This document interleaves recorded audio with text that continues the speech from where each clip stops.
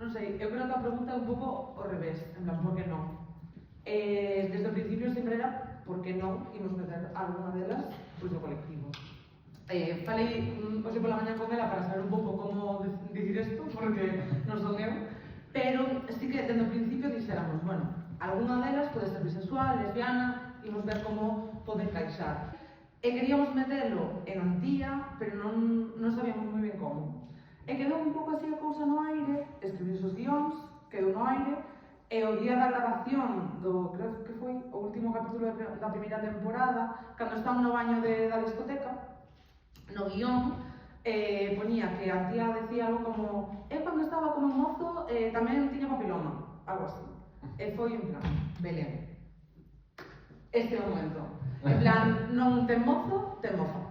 O casting, Belén sí que era como un límite de decir, porque non pode ser unha tía que pareza 100% heterosexual e que ti non sabes nin que de feito a actriz tampouco, sabes? Ti das por feito que é hetero. No personaje, a mí encanta, de verdad que creo que foi unha lección increíble.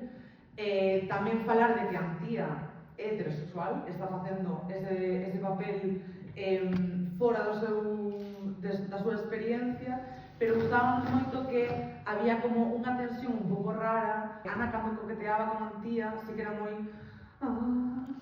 gay panic, ¿no? E foi esa como a cousa máis como para escoller a Ana para o papel, creo.